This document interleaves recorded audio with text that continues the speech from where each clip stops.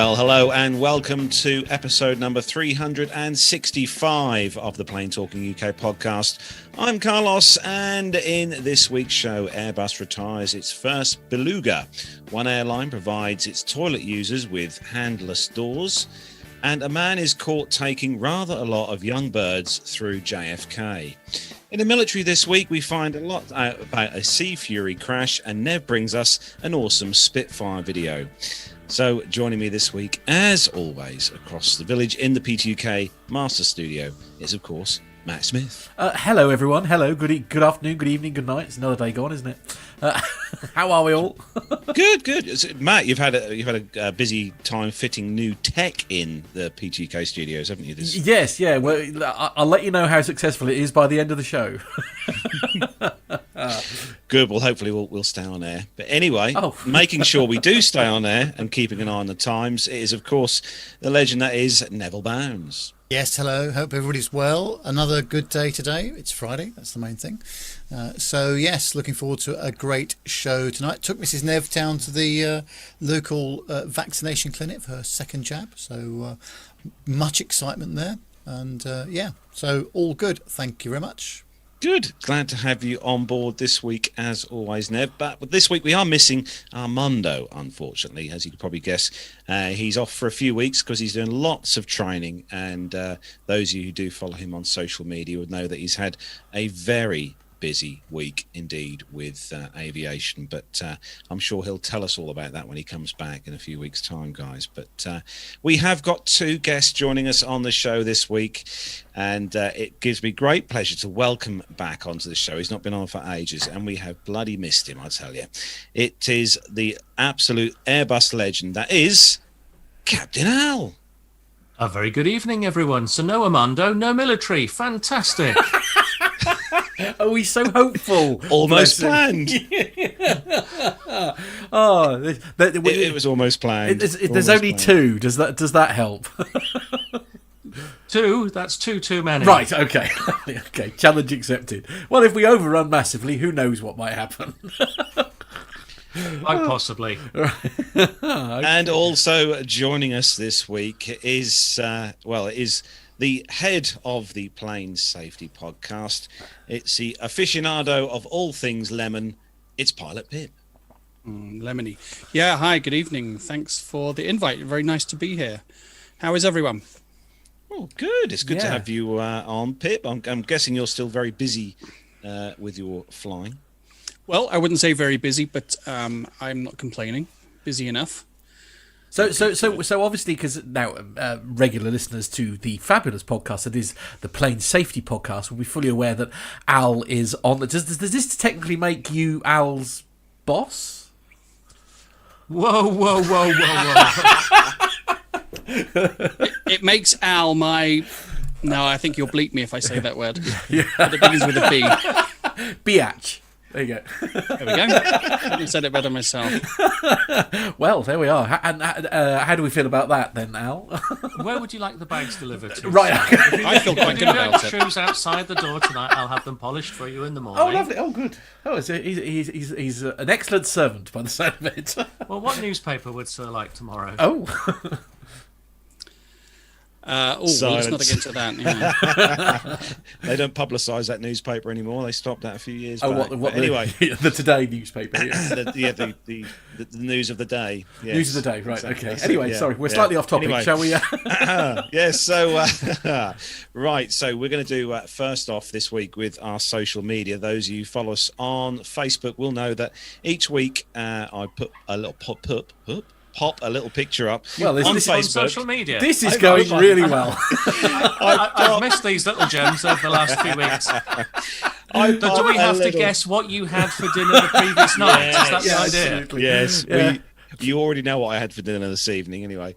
But yes, I pop a little picture up onto our Facebook page each week and ask for you guys and girls to leave us humorous captions on said picture. So we have had quite a good amount of feedback this week on the picture. If only I'd known about this little game.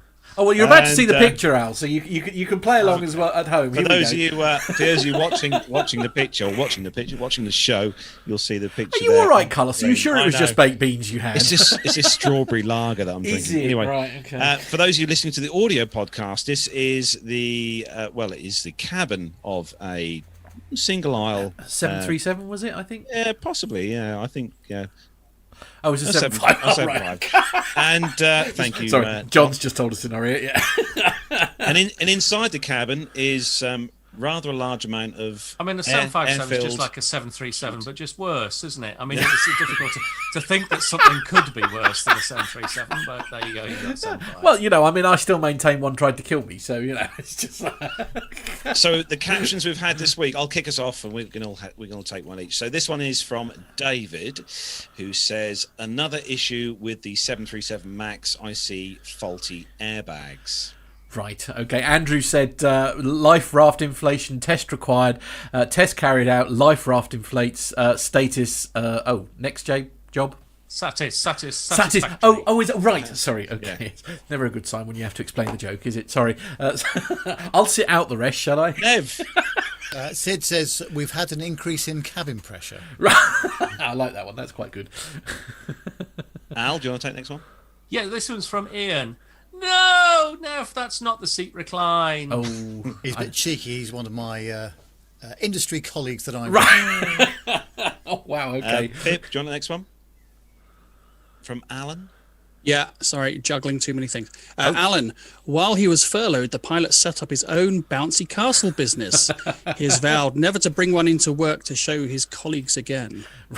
I quite like this one comes to us from John, who says, "Captain, we have a small write-up when we arrive."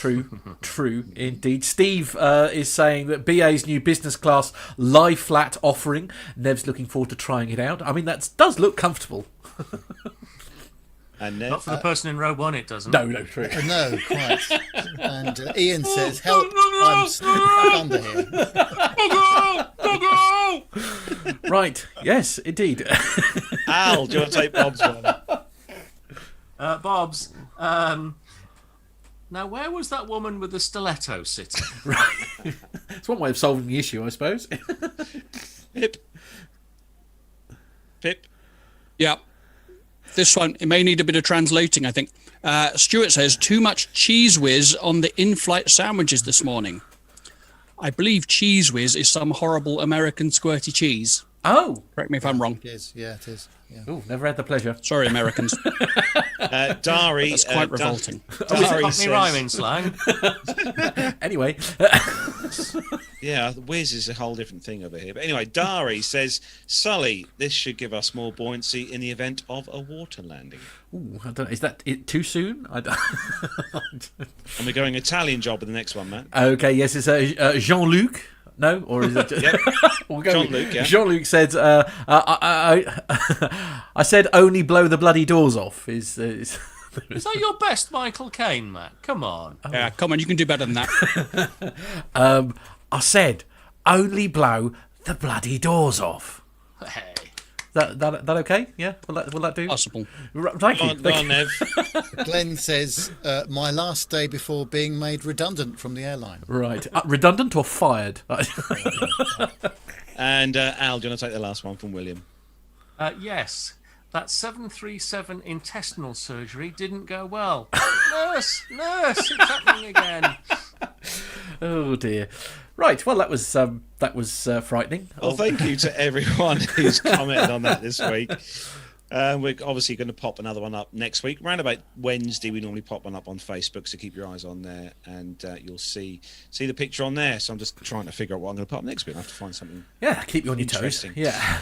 So we are going to say a big thanks to everyone who's joined us in the chat room this evening. Loads. Can we particularly time the handovers to Pip when he's got the mouth at its fullest? Yeah. Right. Okay. We'll leave that in your more than capable hands. Oh man, Please, you're eating. Pip can keep his salty popcorn. Ugh. Oh no, I like Sweet and salty. Salty popcorn's awesome. Oh dear. Anyway, I'm going to leave the microphone unmuted now, Carl. Yeah, I should. Okay, Yeah, absolutely. I don't blame you. don't blame you at all. Welcome to... Anybody noticed I've already lost control, by the way? I know. I'm just going to go, right, anyway. So who's in the chat room this week? We have got Lee Davies. You realise he's doing this on purpose so that we don't end up with the military, don't you? Richard Adams. There's only two for this week. Richard Adams, Auntie Liz is in there, Captain Cruz, Jan Hubner's in there as well. Hello to you. We have got Neil Lamworn. Hello to you, Neil. Mash is in there. Tony S. John Jester. Lane Street. Obviously, you have to have the show with Lane. Mazouz. Hello to you, Mazouz Karim. Hello. Hope you're well. We have got Myla's also in there watching this week. Hello to you, Myla. Alan Loveday. Hello to you, Alan. Ali O. Hello to you, Ali O. And scroll down. Main Man Micah is also in there wielding the blue spanner of death. And I hope I don't miss. Oh, Captain Nick is also in there this week. So hello to you, Captain Nick. We better be on our best behaviour then. Better be on our best behaviour. Bit of royalty. So if you don't already do it, and most of you obviously do, if you do follow us, look us up on YouTube, Plain Talking UK. Don't forget to hit that subscribe button and hit the bell icon, which is right next door, to be notified when we are live, as we are now, and recording new episodes. Because we would really love to have you in the chat room, wouldn't we, guys? Absolutely, definitely. So it's time to start the show then, as we do each week, with our rundown of the weekly news from around the world and the UK. So if everyone's ready. Indeed. Let's go.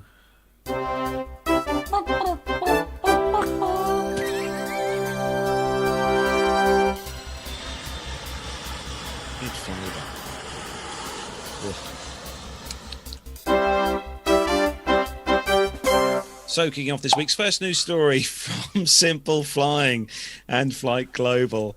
This headline: Airbus retires the world's first Beluga. Aww. So the first ever Airbus Beluga transport aircraft has left Broughton for the last time. Beluga number 1 departed the Airbus factory in North Wales just after 3 o'clock on Tuesday, the 27th of April, on its way to Hamburg. It's the second of the original fleet of 5 A300-600 ST transporters to be placed in storage as Airbus updates its fleet to the model Beluga XL. The aircraft has been with Airbus since October 1995 and is a ripe 26.6 years old. Of the 5 original Belugas, the first to take retirement was Beluga number 2, Foxtrot Golf Sierra Tango Bravo, which last flew in October and the 6th in 2020 from Airbus Toulouse home of Bordeaux for storage. Now the first ever Beluga has taken her last flight for Airbus. Foxtrot Golf Sierra Tango Alpha took off from Hawarden in Flintshire just after after 3 p.m. Thank you. This week. Had a short flight of 1 hour and 16. That's why we have Al on here. Really. I'm having so much fun. I don't know about you. From there, it flew back to Toulouse for a final time before being ferried to Bordeaux for storage on Thursday this week. Although the Dash 600 ST airframes are being replaced by the Beluga XL, a derivative of the A330 designated the Dash 700L, the older aircraft still have considerable service life left, and Airbus is looking at other options for their continued use with a view to clarifying the situation in mid-2021. Airbus currently operates 3 of the intended 6 Beluga XL aircraft, which boasts increased payload capacity and decreased turnaround times over its predecessors. There we go. Possibility of some plane tags coming along the way at some point, no doubt. I think they'll make excellent flying nightclubs. Good idea. Get you and your decks in the corner, few lights, and away to go. Yeah, get a few hundred people in there. You know. I presume you flying it as well, Al. Oh yeah. I forgive me being a little bit naive here, but I assume that the whole thing is pressurized. Yes. Yeah. Well, sorry, I know that because I know they don't always, like, for example, like the cargo bit often isn't pressurized. If you see what I mean. So that was the reason for actually, my Matt, daft that's question. a very good question. I said yes, but I'm not 100% sure. I'm not 100% certain either way on that. Okay. Good question. Someone in the chat room surely will know. Yeah. So you know, lovely idea having a. I mean, you were very convincing when you said your answer, Pip. I have to be honest. It came with a degree of authority. No, I spoke a little too quickly. Fair enough. I like it. I assumed you meant the aircraft, generally the cockpit, and then I thought, hang on, maybe he means the cargo. Yeah, no, hold. I meant the bit where they're transporting the various bits and pieces. Sorry, John's just said something in my ear which I didn't quite hear. I think the cargo. It's not section, pressurized. Okay, so that's the flying nightclub out of the question. Then basically, that was the reason for my inquiry. Not at all. We can do that. It'll just be a bit more entertaining for them. Yeah, which is called. I tell you what, I've thought of the perfect name for the nightclub. Hypoxia. Right. There you go. Great. I mean, you've got places like Oxygen and stuff like that. Yes. I've already got the first song chosen that I'm going to play. Oh, for goodness sake! Right. I'm blue. I thought it was going to be "It's in the Air Tonight." That's not Under Pressure. No, I can't play that. That is yes. Sorry, Neil Lambourne has actually confirmed. Look, only the cockpit is pressurised, same as the guppy. You see, of course, yes. The expert. There is an expert amongst us. Just happens to be not on the show. Yes, of course. Well, indeed. Thank you. So basically, if there's a crew member you don't like, you just get them to go and check on the cargo. Right. Okay. Fair enough. Now, I'm trying to... I've often thought it's quite handy because, if a wing falls off mid-flight, you've got a spare one in the back. Just bolt it on. Right. Yes. Okay. Okay. Moving on. So anyway. the next story. Can I just say a very thank you to Stefan, who's just sent this picture that is now behind me on the just topical look. This is what we love. This is the magic of the WhatsApp number. Look, it says a picture that he took. So thank you, Stefan. And he sent it to +44 757 2249166. Please feel free to get in touch via that number. And then we'll move on to story number two. Story number two, as always. What was that number again? +44 757 2249166. I'll just add that. No, hang on, that was too quick. I couldn't write that down. Right, oh no, this is going to end bad. +44 757 +44 757 757 22. Like the aircraft. That's 727. It's already gone. 22 491 66. Anyway, Ryanair is the next story. Story number 2. Ryanair and Trinity College launch sustainable aviation fuel research centre, which is very exciting. So Ryanair plans to power 12.5% of its flights with sustainable fuel available aviation fuels by 2030. The airline has said, as it announced a €1.5 million donation to Trinity College Dublin to launch a sustainable aviation research centre. As Europe's largest airline, we have a responsibility to minimise our impact on the environment, the airline's Director of Sustainability, Thomas Fowler, said as the airline committed to the target. The landmark initiative, the first of its kind in Ireland, will be used to fund a multidisciplinary research team to engage in best-in-class research around sustainable aviation fuels, zero-carbon aircraft propulsion systems, and noise mapping. Associate Professor Stephen Dooley and Professor Stephen Spence will lead the research. Professor Dooley explained that Ryanair's investment would allow him to expand on work he has been doing on a small scale. My phone's just been going nuts, that's why I'm a little distracted. Sorry about that. On a small scale. My pizza, right? Probably for several years, and to engage with colleagues in the same field in Europe and the US. Perhaps more interestingly than the subject itself was the headline that the announcement generated. The Irish Independent ran the headline, Ryanair and Trinity to explore flying planes on alcohol and plant-based fuel. And the Sun ran the headline, Original Skeptic, Ryanair CEO Michael O'Leary admits he once thought eco-warriors were a bunch of nutters as airline goes green. Lovely. Speaking to CNBC, O'Leary admitted that frankly 20 30 years ago, we all thought the environmentalists were a bunch of nutters. Clearly sustainability has moved front and centre. It is something that our customers and the people working here at Ryanair want us to focus on, and we tend to be very responsive. We're the first airline to appoint a director of sustainability, so somebody here spends 24 hours a day, 7 days a week focusing on how we can do better. He doesn't know who, but somebody at the airline. How can we... That's not the world's best employment contract, is it? You will work 24 hours a day, 7 days a week. Right, okay. I mean, yes. I don't know. Perhaps it's in all of their contracts. Anyway, how can we be plastic free on board all our flights within the next 3 years? How can we reduce our fuel consumption? How can we engineer our landing and takeoff procedures to make them quieter? And I must admit, although I 100% completely agree about the plastic straws issue, I do wish there was a better way of doing it than with the paper ones. I don't know if anybody's had a similar experience to me involving a milkshake and a plastic straw. It's just... I'm being told off in my ear because apparently straws are a rarity on Ryanair. Yeah, I'm with you on that one, Matt. Those paper straws, they make my tongue go all funny. It gives me the heebie-jeebies. I hate it. Yeah, it sets my teeth off. I've just got my own stainless steel one that I take around with me. Ooh, well, there you go. Have you? Yes. Stainless steel? That's a very sensible idea. I don't know why I'm surprised that it came out of your mouth, Al. I'll be honest. I look a bit of a lunatic when I take that out of my metal cutlery in McDonald's and sit down and then bring a plate out and put it all out on a plate and start eating. But, it's civilization. See, the scary thing is I'm not sure if he's serious or if he's joking now, ladies and gentlemen. This is the bit that makes me nervous. The aluminium straw, I agree. Is it aluminium or steel, did you say? I think it's stainless steel. It might be aluminium, but it's right, one of okay. the two, Yeah.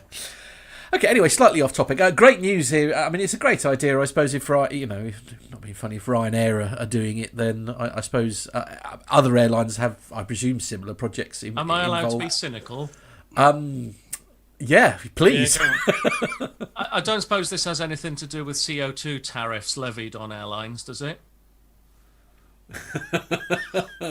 Well, like it hitting your bottom line, that sort of thing. So, because airlines have CO2 quotas that they can trade amongst each other, but obviously, if you exceed your quota, then the airline has to pay copious amounts of money. So, well, that's not necessarily true the world over, of course. That's European airlines and maybe other parts of the world, but certainly the US airlines and others are not part of that ETS.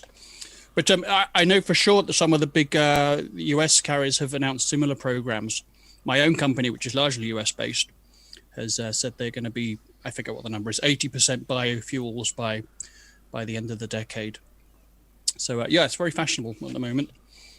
But it was interesting though to note that this program goes beyond just fuels, as you were talking about, Matt. They're reducing the use of plastics on board. That's something I'm get a bit peed off with sometimes when I see all the waste that we produce as a company. Cutlery and all sorts of stuff, and none of it gets recycled. It all just goes in the garbage, and that's the end of it. I absolutely. The only comment in regards to the straws, from my perspective, I'm absolutely 100% agree that these things need to be a much more sustainable thing. I just wish there was a better way than, as you say, the paper straws. But do you know what? I'm going to go on Amazon as soon as this is over, and I'm going to get one of those straws. So I think that's having a few of those dotted around, like in your car or whatever, for when you're out and about. I think is a fabulous idea. Genuinely. There you go. Every day's a school day.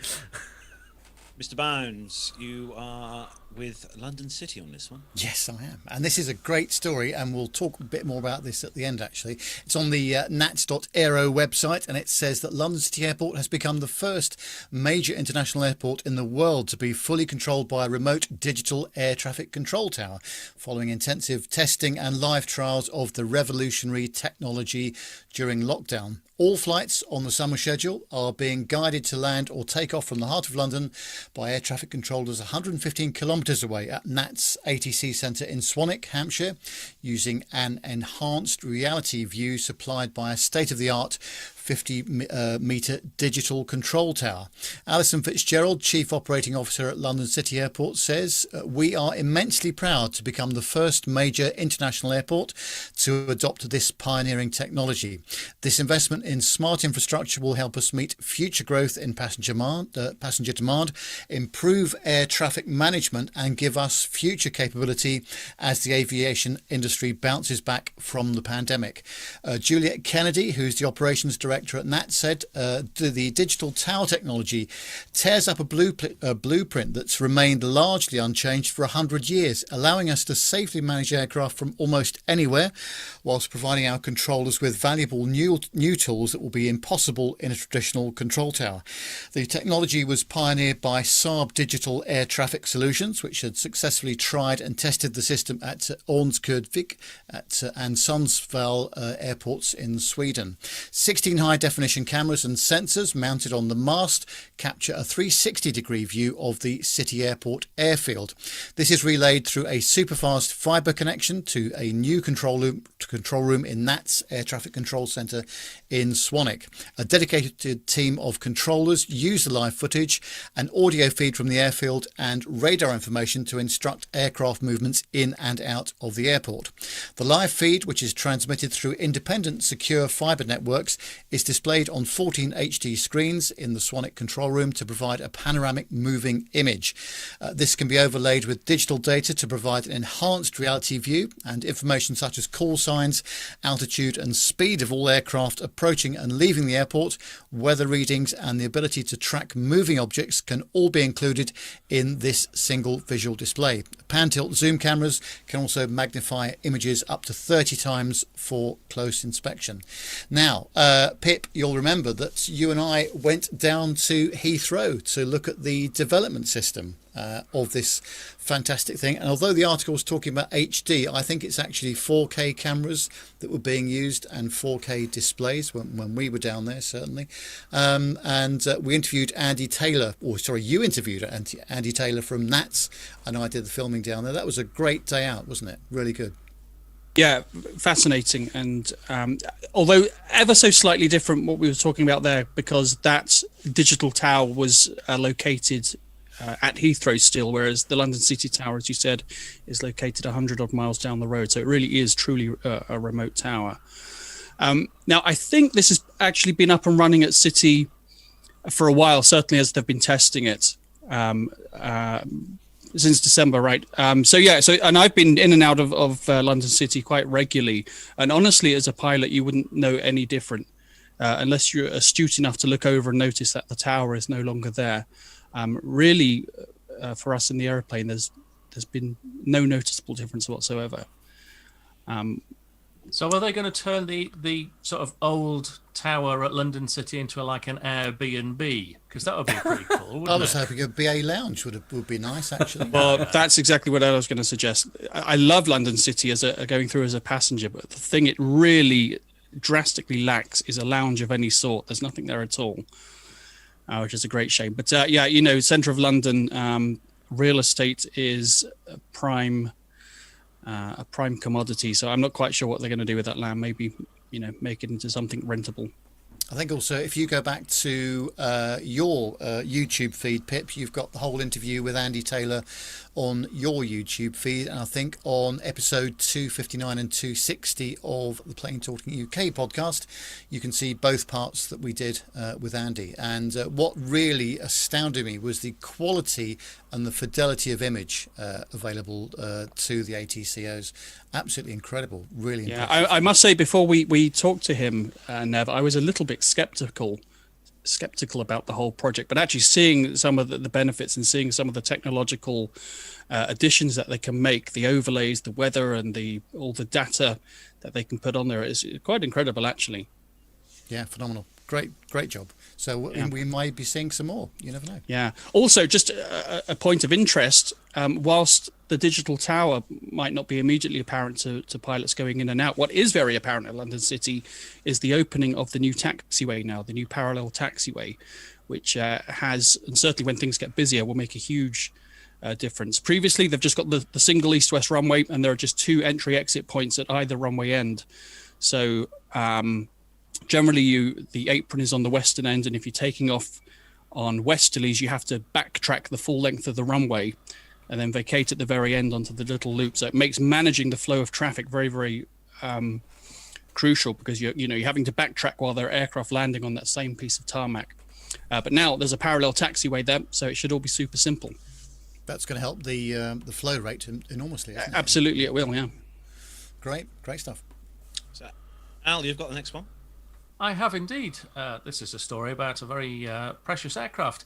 Airbus is to develop a temporary A330 cargo transport scheme, enabling operators of the twin jets to remove seats and carry industry standard pallets on the main deck. The scheme will be developed through a supplemental type certificate in cooperation with Lufthansa Technik. Airbus says the program, designated Cargo in the Cabin, will be available for both the A330-200 and 300 variants. Lufthansa Technik will own the certificate and supply kits for the modification to customers. Airbus says it will provide the technical data, validation for engineering, and calculation work to support the process.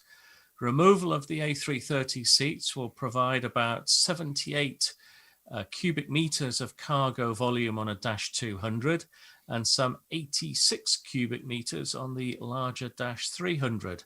This will allow the variants respectively to accommodate 12 and 15 PKC pallet positions, along with the associated nets. Airbus says the layout takes advantage of the aircraft's good operational economics and versatile cabin. Lufthansa Technik Chief Operations Officer Soren Stark says the two companies will mutually benefit, and the A330 program will create a blueprint for potential future tie-ups. Now, I'm quite interested by this because the 350 has the same type rating, and I wonder if they're going to go down the same route with the A350, because the 350's got quite long legs, and it's already on quite good terms for carrying cargo. So if you imagine that you can put cargo bins on the main deck of the 350, that will be quite something. I mean, it's a lovely looking picture. it's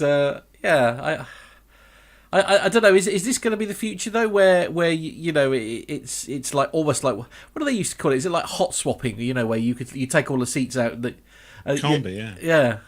That I mean, is that? I'm not quite sure that this particular supplemental type certificate is designed for sort of like hot swapping, sort of like passenger aircraft by day and cargo by night. Yeah. I think it's a bit more of a fundamental change than that. But what it does mean is that aircraft that have kind of come to the end of their passenger flying life have an extended life. The only thing that doesn't appear to be covered in the article is whether the modification, the STC, changes the door.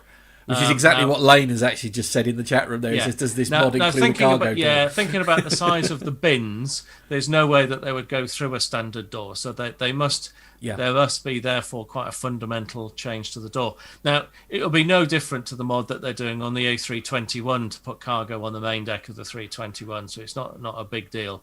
But it certainly renders some of the aircraft that have reached their passenger flying age. And maybe there are some... well, actually, no. I know why the Thomas Cook aircraft were broken up at Manchester, because they were broken up for spares, because they were worth more as spares than as flying aircraft, even as cargo aircraft. But there will be a few aircraft-owning companies who will be looking at this and rubbing their hands with glee and getting a rejuvenation out of their assets. Yeah. Yeah, okay, on to the next story. And I think that's with Pip. That will be me, yes. Okay, just let me pull the screen up here. I've got to say, listeners, sorry, just going off on a tangent. It's been a couple of years since I've been on the show. And I've got to tell you, the show notes now that have been sent to me are a technological masterpiece. I don't know who puts this together. Probably John, but yes, correct. It's immense. Yeah. I'm There's absolutely scripts, amazed there's that you're bothering director's to read notes, them, there's... to be perfectly honest. Well, I was going to say I've not had a chance to read this yet.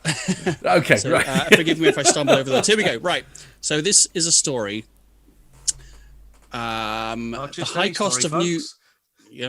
This is the high cost of new general aviation aircraft may be pricing pilots out of the market, and this is from Forbes.com. Here we go.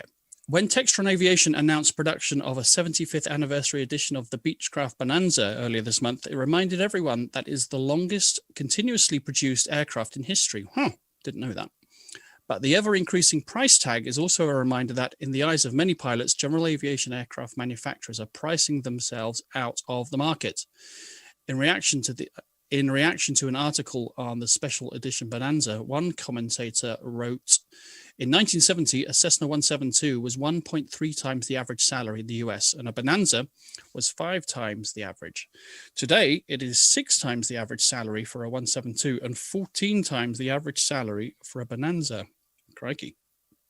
According to the Plane and Pilot magazine, the price of a new Cessna 172 was $12,500 in 1970, and the average salary in the United States was just over $6,000. In 2021 dollars, about $85,000. But with the current ask for a new 172 at crumbs $432,000 minimum, even the Skyhawk has outpaced the Bonanza, which cost around $50,000 new in 1970. Piper Cherokee, the latest edition of which, the Piper 100i, debuted at the recent Sun and Fun Air Show in Florida, cost about $13,000 in 1970. Today's price starts at $259,000, so just over $250,000. Wow. Chinese-owned Cirrus aircraft has only been making production piston singles since 1995, but the list price for its parachute-equipped SR-22 was $755,000, $750,000. You know, I never knew Cirrus was Chinese. You learn something every day. Chinese-owned. Chinese-owned. Yeah. Oh, well, yeah, okay, fair enough. Chinese-owned. Low volume means that light aircraft manufacturing remains a relatively labor-intensive, time-consuming process without the automation of economies of scale, common which passenger car manufacturers... That's a horrible sentence, and I think I read it wrong. Moving on. According to the anecdotal evidence from flight instructors, only about 1/3 of their students are learning to fly for recreation or personal transportation. They tend to be middle-aged, in part because of the cost of flying and purchasing airplanes requires mid-career affluence. It's a fact that's reflected by GA manufacturers selling more to flight schools than individuals. Final paragraph. Despite that, according to the Aircraft Owners and Pilots Association, AOPA, there are over 200,000 general aviation aircraft and about 500,000 GA pilots in the US, generating $39 billion in direct economic output and 7.6 million jobs. There you go. Love it. Now, the really interesting thing here is that second-hand aircraft values, and we're talking general aviation still, have absolutely gone through the roof in the last sort of 18 months, almost a doubling. And it's difficult to put a finger on the reasons why, but I don't know whether it's effects of the global pandemic or what, but just tracking the resale values of fairly old aircraft, sort of 1960s, 1970s aeroplanes. It's staggering that just what they're selling for these days. And it's not just people put them on the market for silly money. People are buying them for silly money.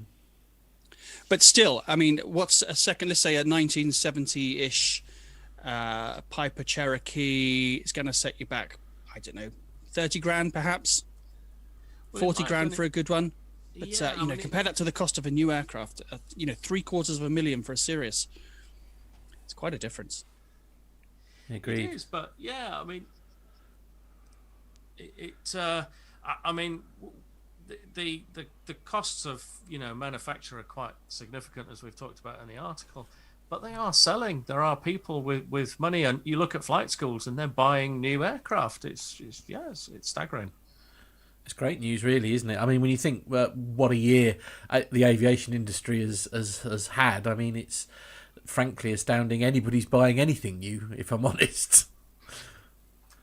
Richard Adams is saying likely GA insurance will go up to match, especially as several brokers have now left the market, which is actually probably quite a good point there. Yeah, Richard. insurance is definitely going up. As a group member in a light aircraft in a share plane, we've seen that. Al, I'm sure you've seen insurance going through the roof. Yeah, we changed insurers this year, and our premium stayed the same. I'm sure that was as one of those new customer bonuses or whatever. But yeah, we shall see what happens over the next year. I think though the good old Cessna 150s and Cherokees and whatnot are going to be gracing our skies for many more decades to come. I think it'll be a while before we see fleets of Sirai flying around instead of good old Cherokees. Is that the official plural, is it?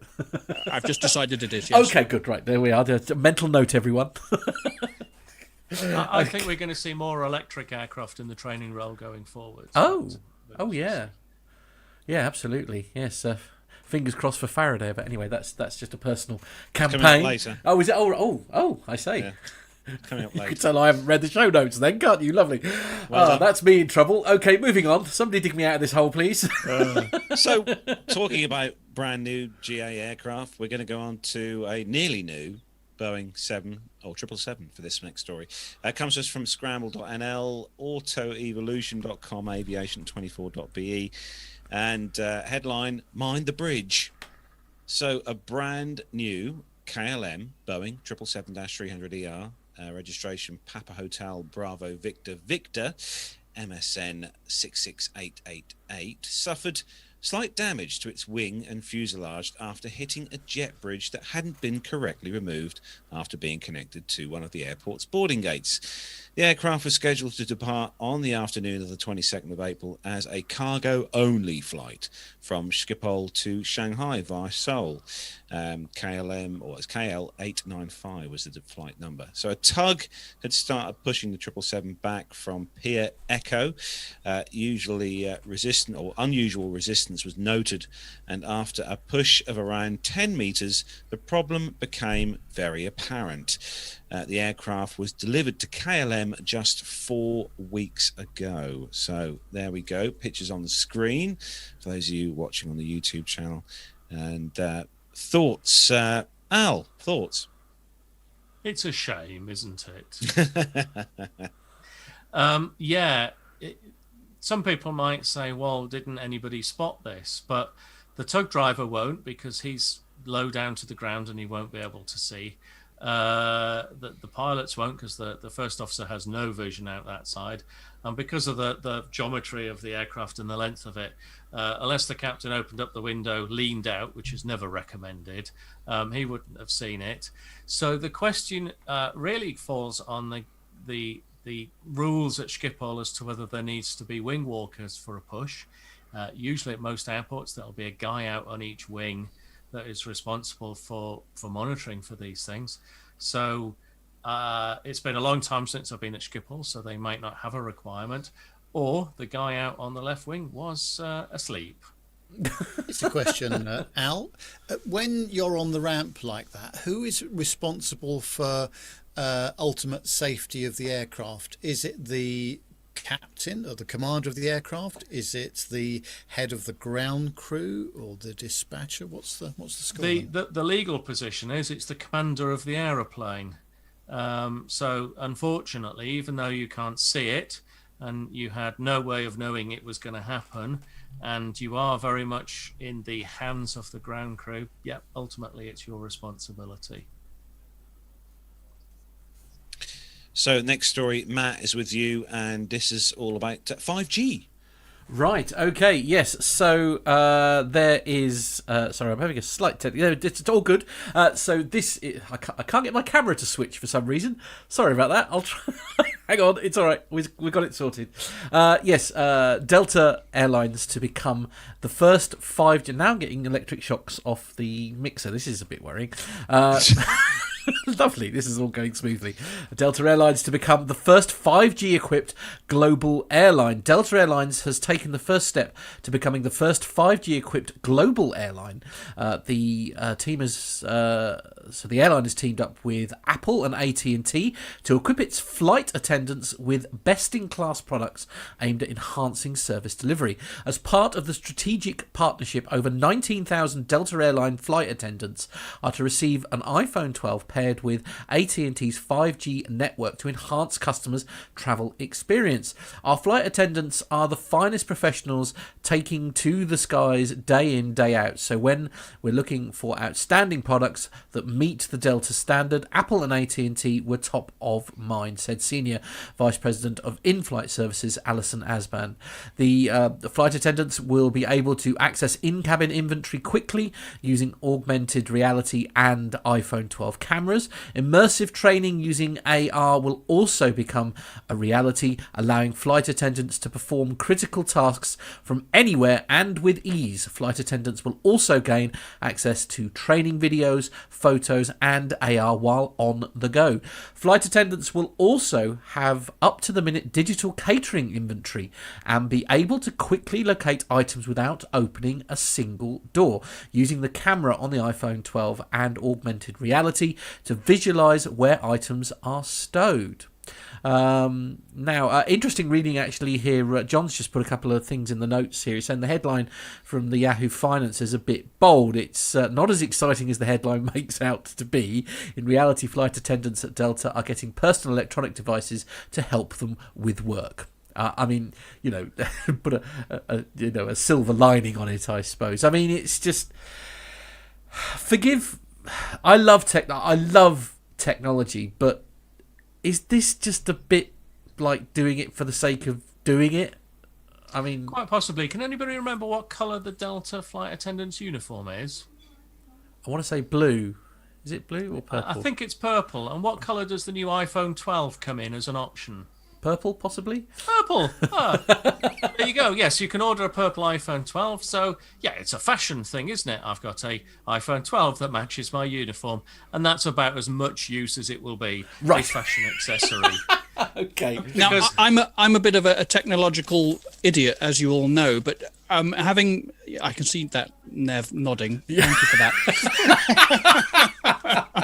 Always a pleasure. I may be wrong, but in order to use a 5G telephone, do you not need to be in an area with 5G network and infrastructure? So if you're out in the middle of I think Africa the plan or somewhere. Yeah, the plan is. I think essentially, reading between the lines here, I think it's a bolt-on, if you see what I mean. So they're going to add 5G equipped equipment on the aircraft using the data services that they already have, if you see what I mean.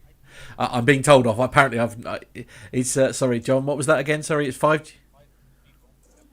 5G phone for the cabin crew, but not actually connect. Nothing to do with the connectivity. Didn't they say they were going to be the world's first global 5G airline? Wasn't that the headline? It was. Yes. Right. Okay. Fair enough. Yes, they'll have dollies all around the world with their 5G fashion accessory. They're right. Just, okay. So when they're on the ground, they've got superb spin doctors. So when they're on the ground in, say, places like Dubai or certain locations in London and Birmingham now here in the UK, their fashion accessory will connect to a 5G network. But not when they're in the air. Is that what we're going? The Delta aircraft have internet Wi-Fi on board, don't they? So they'll be able to, use the Wi-Fi data network whilst they're okay. Yeah. Let's be honest. If you want to find out what's in a bar box, why not just open the bloody door rather than trying to log on to an app? Zoom in around. Right. Is it a bird? No, it's not a bird. No. I've got my filter on, haven't I? Right. No, let's take the filter off. Oh yeah, it's a chicken sandwich. I didn't want that. Right. Oh no, now it's turned into a sheep. Oh no, that's another filter. Just open the door. Which let's be honest here, though. The thing is I'm certainly my experience of I'm lucky enough that I've got to know a few cabin crew over time. Most of them pretty much know where everything is in their various carts and things anyway, without needing an app to look them up. Okay, good. Right, we'll move on now before I get told off. Sorry, John's really shouting in my ear now. Oh dear. Nev, are we running late? Is there a risk that the Not at military all. might have to go? not at all. Not yet. Not quite there yet. Yeah. Nev, you've got a story about two people actually that we met not so long ago. Yes, absolutely. And Read slow. it's on the flightglobal.com website, and it says UK electric aircraft startup Faradair has recruited former Boeing commercial aircraft vice president of marketing Randy Tinseth to head its advisory board. It's also signed up former EasyJet executive Tony Anderson to the panel. Faradair says that it's made the appointment to help steer the company through its next phase of growth as it develops a electric hybrid aircraft concept. Between them, they bring a wealth of experience from leading companies in the commercial aircraft sector, it states, adding that Tinseth and Anderson will provide a valuable insight into its business model. Tinseth says that the proposed aircraft will bring a unique combination of size, range, environmental performance and efficiency to the market. I believe the aircraft can truly transform regional air mobility in the next decade, he adds. And Faradair says that it's preparing to make further disclosures relating to its executive and engineering teams. Well, you'll remember that Carlos did a fantastic interview with Neil Cloughley, who's the CEO of Faradair up at Duxford not that long ago. But also Carlos interviewed Randy Tinseth himself at the Dubai Air Show, and what a fine fellow he is. And he was a very senior person at Boeing at the time as well, so it was very nice of him to give up his time for us mere mortals to go and speak with him. But that was a great interview, wasn't it, Carlos? Really enjoyed that. Yeah, that was very good. Very warm sitting out there on the Boeing veranda, I will say. Oh yes, it was. But it was nice. Great, isn't it? Really good. Yeah. Also, I mean, genuinely though, this is quite an acquisition, though, isn't it? Because I mean, he was, Randy is, very well respected within the aviation industry. Very much associated with Boeing for what he did. I mean, this is quite a serious acquisition, Also, isn't it? he'd been with Boeing a long time as well. I think that this shows that Neil and the executive team at Faradair have really got their foot hard down now, and they are recruiting people from the very top of the profession, which is fantastic news. So I can't wait for our invite to go to Duxford, hopefully at the end of 2024, when the first flight of the aircraft is due. Very much looking forward to that. Yes, great. Absolutely. Yeah. We'll have to get in touch and have a chat with Neil again, won't we? I think sort of very soon. I think. Yep. Indeed. So, Captain Al, you've got the next story all about young birds. Indeed. And this comes from Why am I suddenly nervous? So, a man has been caught smuggling 35 songbirds into JFK Airport. The songbirds were discovered hidden inside hair curlers in a man's clothing when he arrived this week at Kennedy International Airport in New York, the authorities said. The man, Kevin Andre Mackenzie of Guyana, is now facing federal smuggling charge, according to the US Fish and Wildlife Service, which said that he had admitted that he had been offered $3,000 to bring the birds into the country from South America. The birds were identified as finches by custom agents, who the authorities said had selected Mr. Mackenzie, aged 36, they always give his age, it's not really relevant to the story, for screening when he'd arrived on Monday aboard a JetBlue flight from Georgetown, Guyana. Photos taken by customs agents showed the hair curlers lining the inside of a suit jacket worn by Mr. Mackenzie, still aged 36, and wrapped around his legs beneath his pants, according to the complaint. Mr. Mackenzie was released on a $25,000 bond after making an initial appearance on Tuesday in U.S. District Court in Brooklyn. Mr. Mackenzie's arrest was the third time that customs agents had intercepted smuggled finches at JFK Airport in the past month. It's quite a big market for them, and I don't think that's a particularly nice way to transport them. No. So hopefully, the authorities can clamp down at Georgetown in Guyana and stop them actually making it on the aircraft. I mean, it's so inhumane, isn't it? That's the thing. I mean, it's Never mind, the rest of the story there. It's just, to be in that tiny... I mean, this picture here actually genuinely makes me feel quite distressed, and to describe to those who are listening, it's essentially like, what you say, it looks like a curler basically, and the bird is sort of crammed in there, like literally there's no room for movement there at all. I mean, it's just awful. Just awful. Yeah. On a slightly lighter note, thanks to Neil in the chat room saying, was this story revealed in a tweet? Just out of interest. There we go. Oh, thank you for that. Yes, sorry, it was all getting a bit serious there. We need to correct that. Yeah, yes, Lane said he heard he was flying on the cheap. Right, okay. Birds of Miss. Okay, yes, indeed. We won't read out the other one that was on screen there for a second. Just family show and all that. Yes.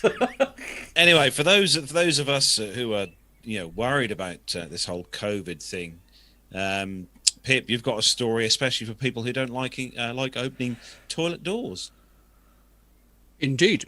Why why would you not like opening a toilet door? I'm confused. What have I...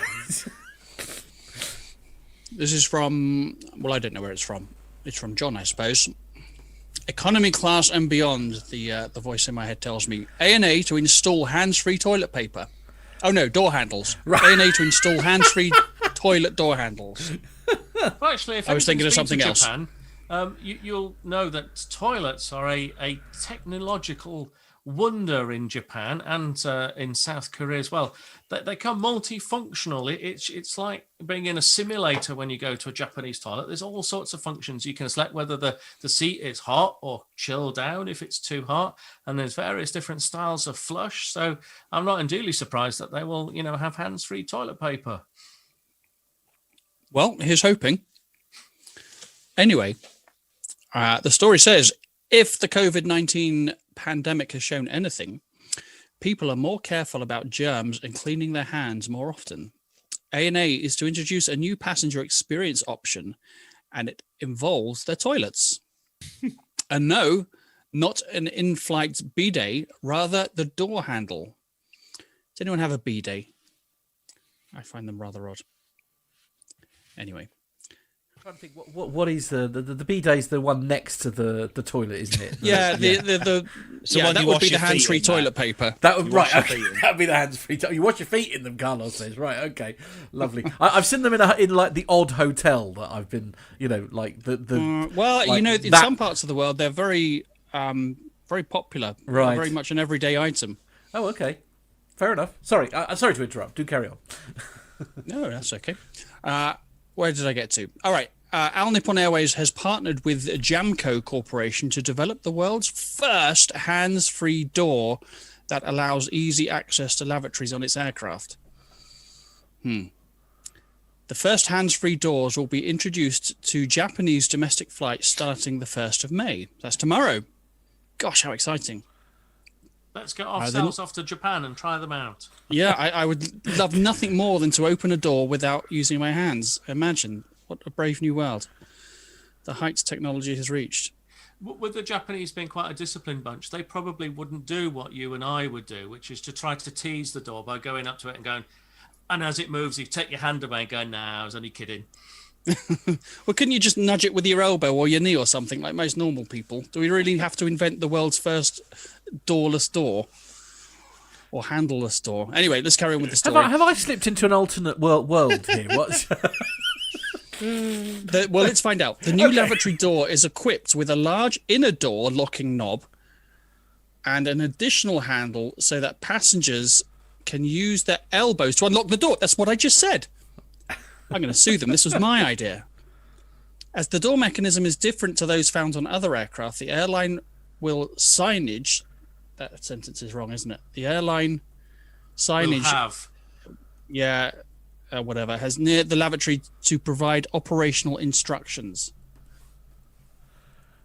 The hands-free lavatory will be installed on 11 Boeing 787-8 aircraft, 2 Boeing 787-9, and 8 Boeing 777-200s. The initial installation will be for aircraft serving domestic routes, while ANA hopes to introduce the system to all domestic and international aircraft in the future. Gosh. Does it also have some sort of digital audio player which says, I'd give that 10 minutes if I was you? Richard Adams is saying quite seriously, what's wrong with Open Sesame? The current voice recognition now is so good and cheap. That's not a bad idea, actually, isn't it? I mean, talk about solving a problem that doesn't exist. Yeah. I mean, come on. Micah is saying it really should be foot controlled. Your foot's already filthy from being on the lab floor. Actually, that's not a daft suggestion, is it? I mean, that seems like a very logical suggestion. I mean, a lot of things are like foot operated, aren't they? What I'm trying to work out is on the image that we've got on the screen at the minute. So can we go back to the inside of the bog? Yes. Yeah. And it seems to be showing some sort of fisting image, and I'm not quite sure. Does that indicate the emergency use? If it's not, you then hit hell out of this thing to make it open. Is that what they're trying to indicate there? I mean, I think the safe response to that is we can neither confirm or deny that accusation. It is an interesting instructional picture.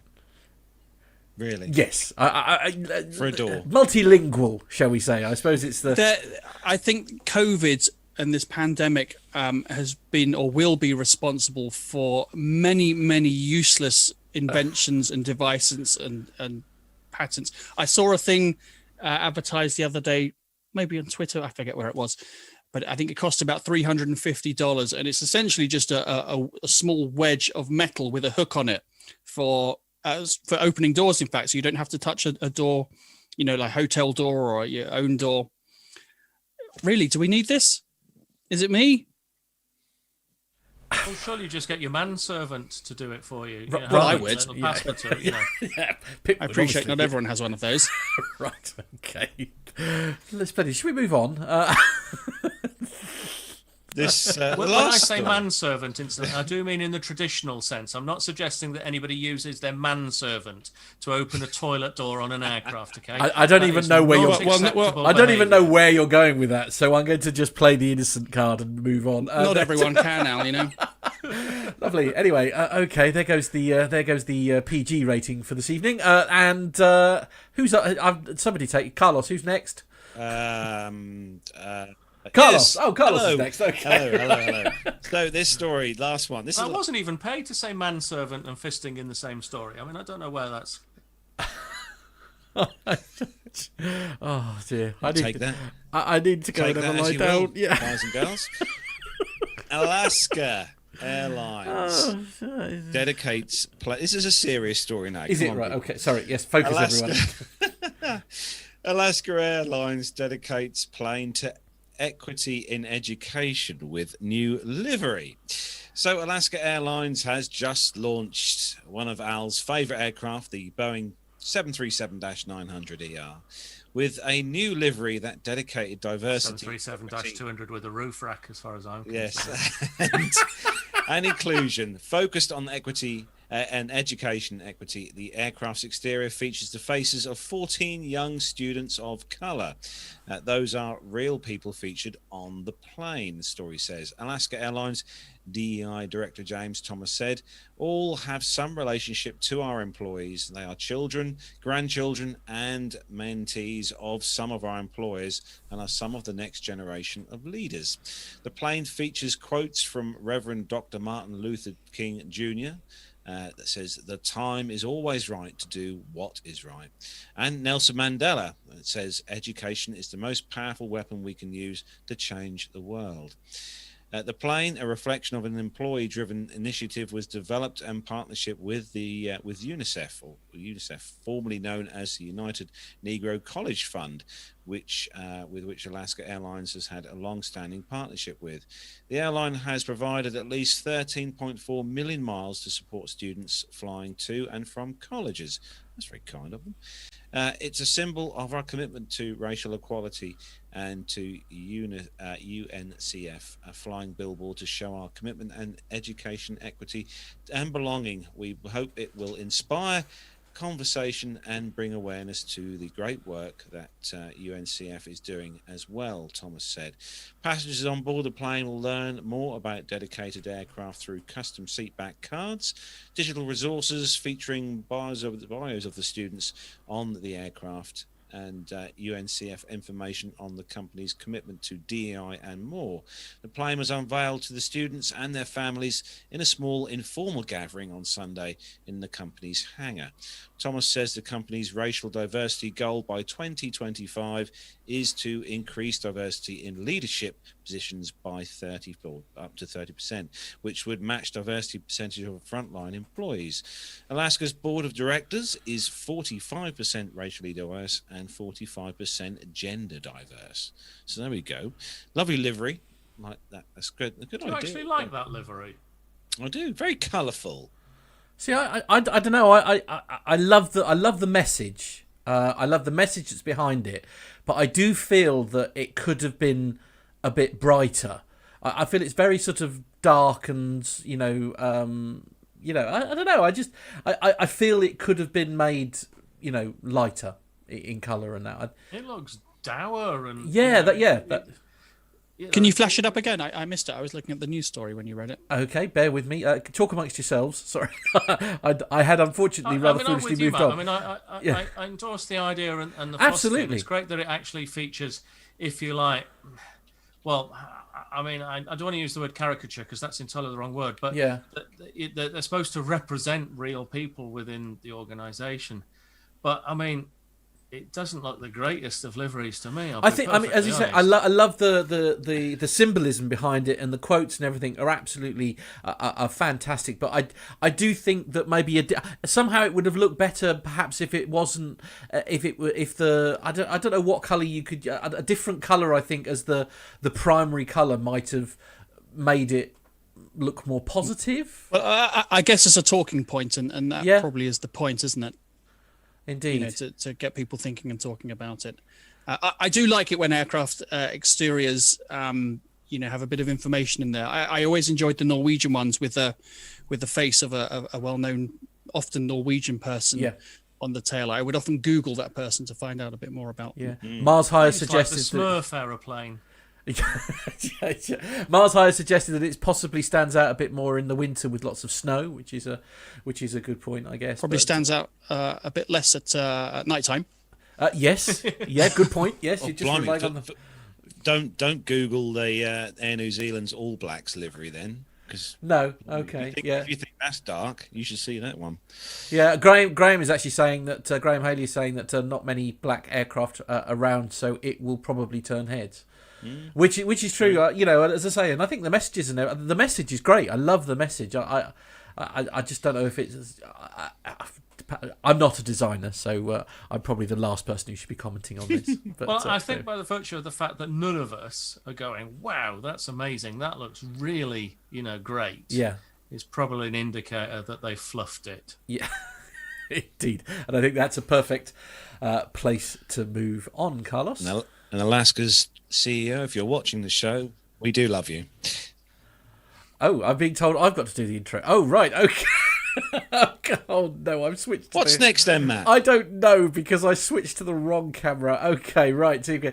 I'm having all sorts of problems here today. I don't know what's going on. Anyway, there's some guy called Captain Al who some of you may have heard of, and I sit down. Is he any good? He's not him again. He's on every flipping episode. I know he's bloody awesome. That's anyway. He's a bit like Adam Spink's feedback on the Plane Safety podcast. Okay, right. Anyway, so the plain truth: Boeing versus Airbus is the topic this week. We all know that Carlos prefers his Android over an iPhone, but how do we cope? How does he cope? if he had to learn how to use an Apple device. This week, Captain Al explains the nuances in converting from a Boeing to an Airbus from a pilot's point of view. And in true Welsh fashion, there's even mention of some sheep.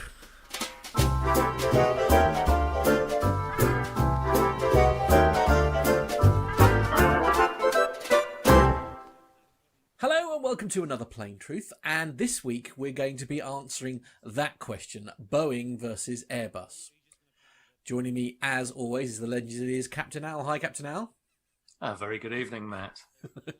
Now, obviously, we're not going to ask that question because you cannot ask an Airbus captain which is better, Boeing or Airbus. But the question that I do have more specifically for you is actually, what are the challenges of converting from an Airbus aircraft to a Boeing aircraft? Because I know, for example, you've got the sort of the side stick, obviously, with the Airbus product, but versus the column, obviously, with Boeing. So is it just as simple as a slightly different type rating, or is it a whole new set of values?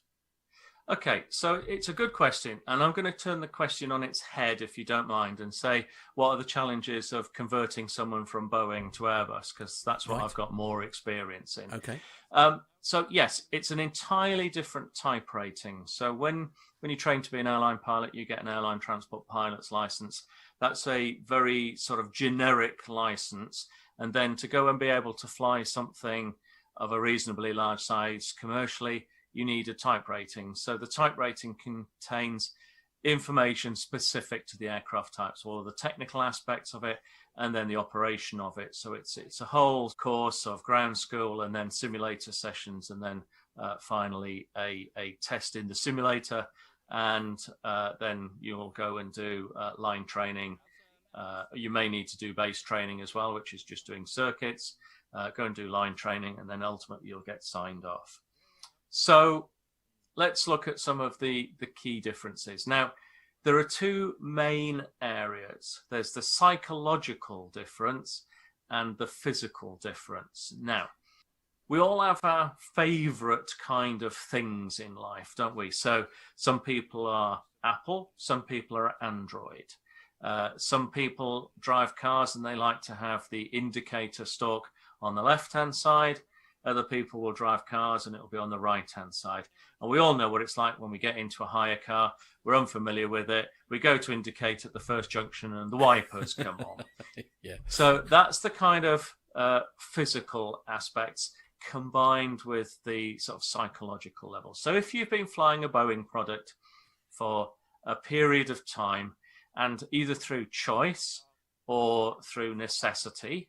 So choice is you've realized that there's a better aeroplane to fly because Boeing's nearly made you deaf.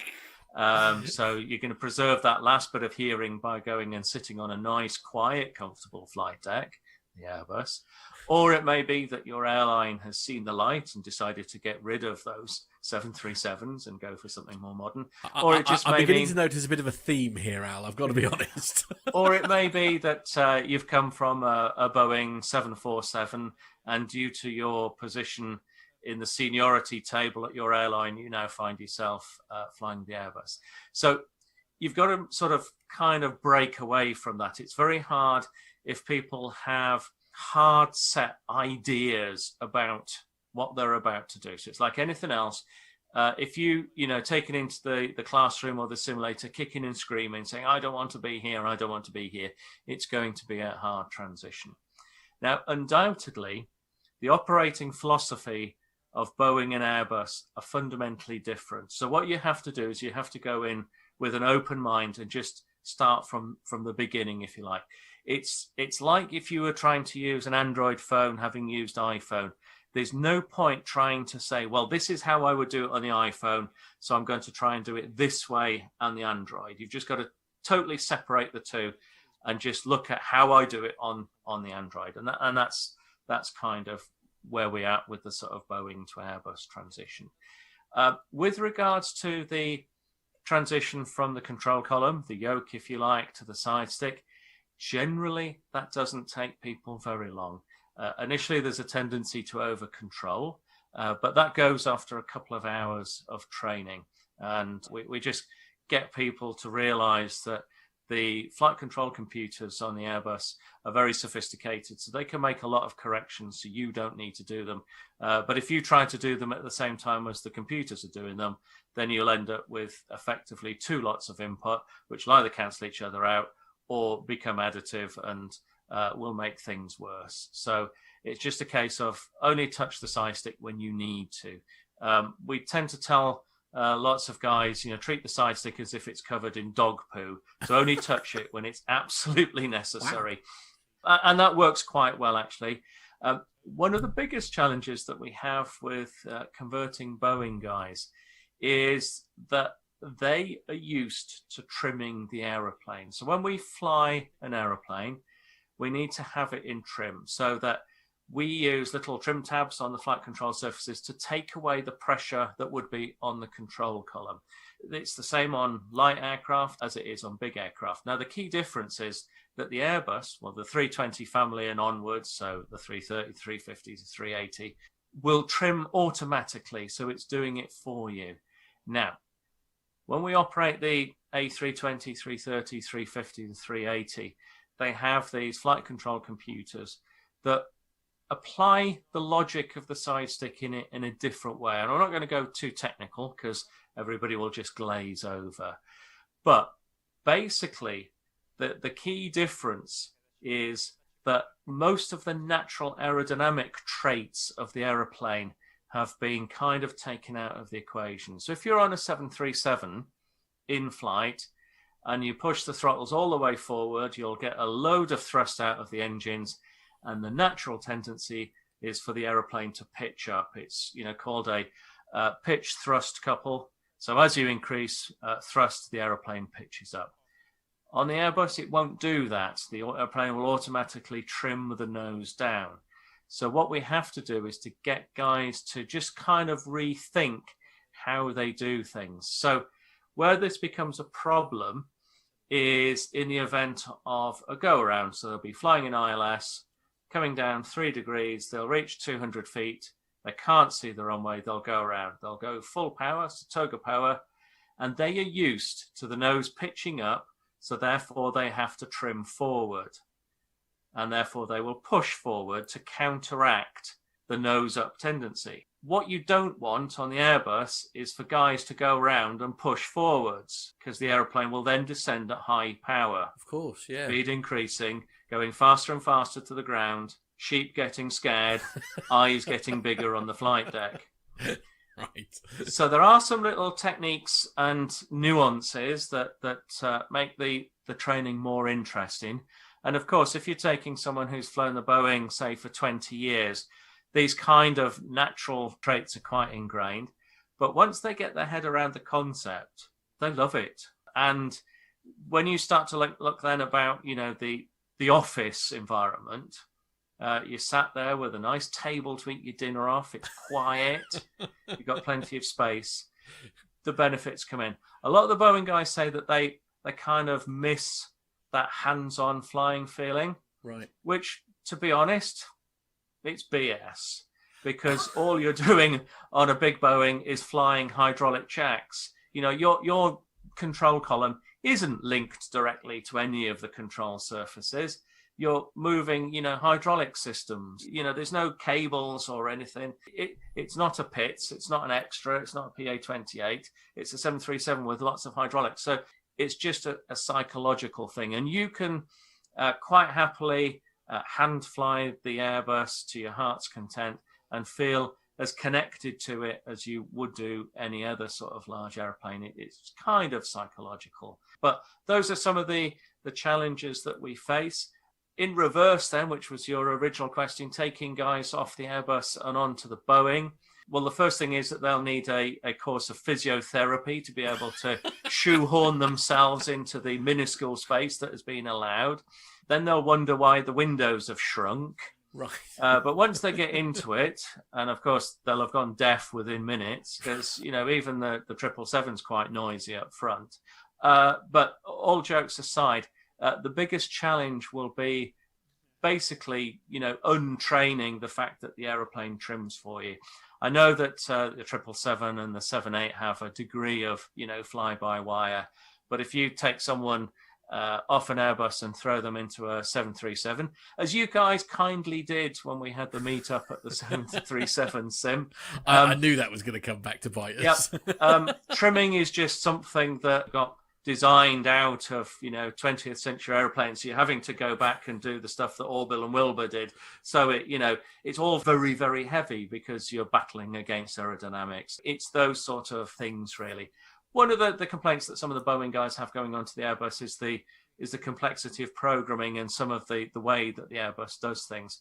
But a lot of the Boeing stuff is very, very simple because the aircraft is simple. And therefore, they don't have procedures because it's kind of, well, you're stuck with it, tough. So there's a lot more sophistication built into the Airbus products. So therefore, you tend to have more sophisticated procedures. But that's only because you can fix things in flight. Whereas on a Boeing, it's kind of, right, well, I'm broke. Do what you like, but I'm broke. Rather than, well, this is the way to fix it. Well, as always, Captain Al, perhaps slightly more biased towards the Airbus product than I was hoping, but as always, a real pleasure. Thanks, Captain Al. My pleasure.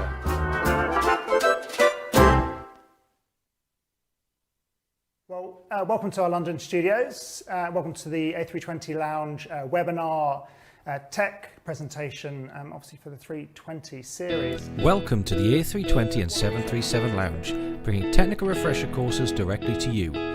Using our cutting-edge broadcasting facilities, enjoy a fully interactive technical refresher course from the comfort of your own home.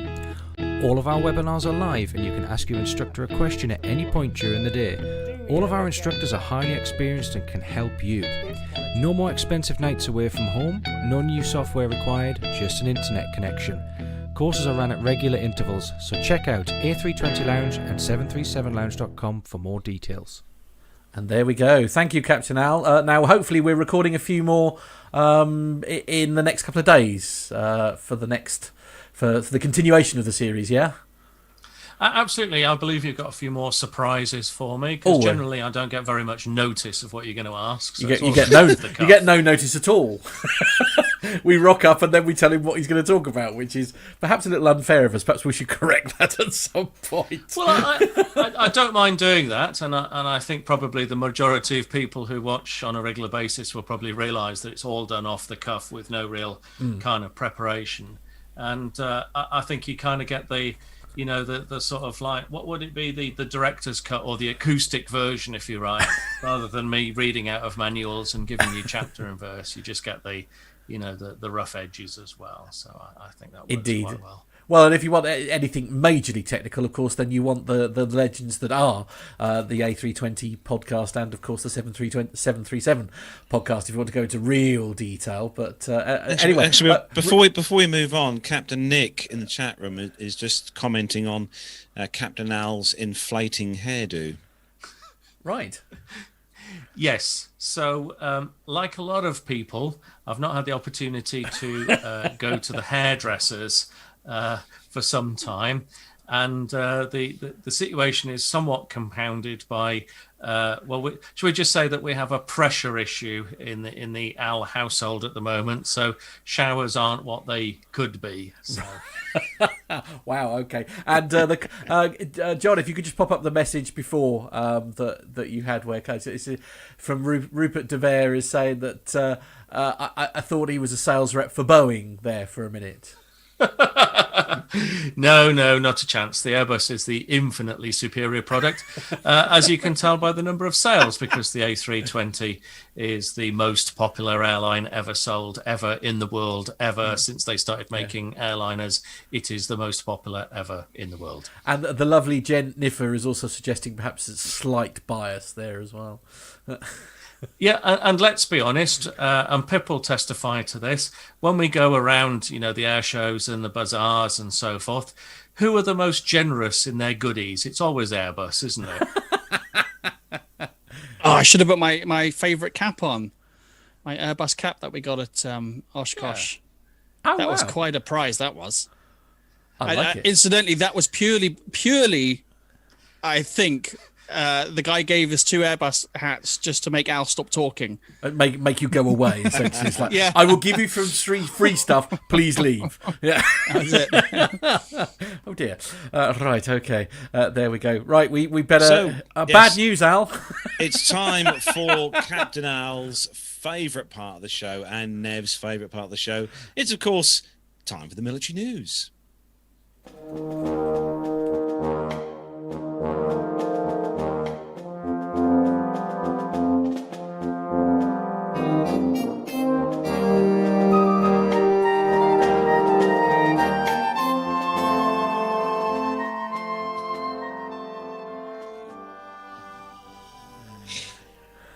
And the first news story this week on the military segment comes to us from warbirdsnews.com. Astronaut, and it is sad news actually, astronaut Michael Collins has passed away. Michael Collins' performance, perfection and skill on Gemini 10 and Apollo 11 were vitally important to the success of both missions, said Jim Kidrick, president and CEO of the San Diego Air and Space Museum. His incredibly successful career after leaving NASA as Assistant Secretary of State and later Director of the National Air and Space Museum are a credit to his accomplishments as a former experimental test pilot and NASA astronaut. The San Diego Air and Space Museum mourns the loss while remembering him fondly for his compassion and incredible achievements. Collins graduated from the United States Military Academy in 1952, choosing to enter the Air Force after graduation. An experimental test pilot at the Air Force Flight Test Center, Edwards Air Force Base, California, he tested performance, stability, and control characteristics of fighter jets, logging over 4,200 hours of flying time. He was selected as an astronaut by NASA in October 1963. His first crew assignment was as a backup pilot on the Gemini 7 mission. There we go. As a pilot on the record-setting 3-day Gemini 6 mission, launched July 18th, 1966. He accomplished a successful rendezvous after docking with a separately launched Agena target vehicle using power from Agena. He maneuvered the Gemini craft into the new orbit and rendezvoused with a second passive satellite. Collins then made 2 extravehicular spacewalks, retrieving a micrometeorite detection equipment experiment from the Agena, and as a pilot on the epic Apollo 11 first lunar landing mission, Collins remained in lunar orbit while Neil Armstrong and Edward Aldrin walked the moon's surface. The perfection and skill with which he performed this mission, recovering the Eagle and returning the orbiter to Earth, were vital to the success of the mission. After leaving NASA, Colonel Collins served as Assistant Secretary of State for Public Affairs from June 1970 to 1971. He then became Director of the National Air and Space Museum in Washington, D.C., guiding the prestigious institution through the planning and construction of its fabulous new facilities. So there's one for all our space lovers in the chat room. I know Laura was in there earlier, I think, actually. She's a big lover of all things space. And Pip, I think you have a fondness for space exploration. Yeah, very much. Very sad. He's one of the greats. And of course, myself, Al, and a few others had the very great privilege a couple of years ago of attending a live event with Michael Collins at Oshkosh. You remember, Al? I do indeed. I was thinking about it. Yeah, the Theatre in the Trees is a lovely outdoor venue at Oshkosh where they give aviation-related talks. And we were lucky enough to go and hear. It was Michael Collins, and I apologize, I forget who the other guy was, one of the flight directors from the Apollo mission. And even at his advanced age then, I mean, he's well into his 90s or late 80s, certainly a couple of years ago, he spoke. It was a fascinating man to listen to. He spoke very well. It was very entertaining, very informative, and it was an honor to see him in the flesh, as it were. Very sad. Definitely. If I remember rightly, that they had some forgotten footage of the moon landings, or some renovated footage anyway, and he was talking through that. And what I really, because I'm not super into space in the same way as you are, but he cracked some amazing jokes, and he was fascinating, wasn't he? A Yeah. real raconteur, brilliant. And I had a couple of beers. No. Remember. I was a little bit No. tipsy. But actually, do you remember, Al? I mean, that theatre in the woods. How many people were there? Maybe, I don't know, 1,000 perhaps. Oh, wow. But they played the footage of the, live real time footage of the moon landings. And you remember the crowd reaction, when they touched down and the Eagle has landed and one Yeah. small Absolutely, step yeah. forward. The crowd went wild, like it was really there. Not happened 60 odd years ago. It was there as if it was happening at that moment. It was quite an occasion. It must have been very nice it must have been lovely from your perspective as well, Pip. I mean, because that is, now the sad news, obviously, that he's passed away. I mean, that must be a real memory that you can treasure, actually, because you'll never get the opportunity to experience something like that again. No, a once in a lifetime event. I mean, it would have been absolutely thrilling to meet him, face to face and shake his hand. But it was great to be as close as we had were. the opportunity to have taken him to a pub or a bar. I'd got a few beers in him and got some real stories because he was that. Yeah. I almost got the impression that you might have said that. Well, there was a split second where I thought I'd leave them behind. And you know what? I reckon he probably would have accepted and had quite a nice time as well if we'd just three of us gone down the pub and told stories about flying. Yeah, that would have been great.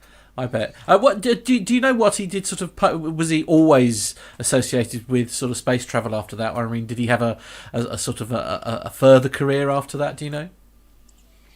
Do you know? I don't know. Okay. I mean, it's certainly he's always been in some way associated with NASA and PR. Whether he did other things, I'm not 100% sure. I'd imagine you make a reasonable living as an after-dinner speaker if you've True, done that Matt. sort of gig. To True. be honest, Yeah. But there are very few, I suppose, of the original Apollo people left. I mean, only Buzz Aldrin, obviously, from Apollo 11. A few of the ground staff and flight directors, but a dying, shrinking generation. Indeed. I think what we'll do is we'll link the talk that Pip and Al went to in the show notes. Oh, okay. Yeah, lovely idea. Yeah, let's do it's that. on YouTube, is it? Yeah, it's on YouTube, yeah. Oh, the whole thing's on YouTube. Brilliant! I'd love to go back and watch that. Yeah, okay. Yeah. Well, you'll find them in the show notes, Pip. So. Oh, well, how about that? Fantastic. So you could. As I say, I'd had a couple of beers, so I maybe don't remember it with 100% clarity. Indeed, but I mean, what a lovely moment also to be able to sort of, it's like anything like that, where you watch something back and you think, I saw this man do this speech, this talk live. I mean, that's. I mean, it was great for me. I'm sure he does these talks every other week. He was very generous with his time for sure. But it was lovely for us to be there. Indeed. I have to say, even as a non-space junkie, it was really good to watch, and like we've said, a real raconteur, and a very good person to have on stage talking about it, and it was entertaining. I bet. I think Mars Hyde had posted that in the chat room there that I think he was saying that Buzz Aldrin is 91 now, 91 years old. Yeah, he's getting on. He there's a nice video somewhere of Buzz Aldrin, not that long ago, within the last few years. Of him punching someone, one of these people. I'm sure he gets them every day. This guy came up and was prodding him, saying, "Come on, admit it. It was all faked. It was all faked." Much to his credit, Buzz's response was to deck him. Yeah. Right. I mean, good on him. Sure. I mean, here's an interest. Yeah. Yeah, right. John is saying that we can link that video as well. If anybody's in any doubt or whatever, then you can see that. I mean, it's I suspect that particular encounter generated an awful lot of paperwork.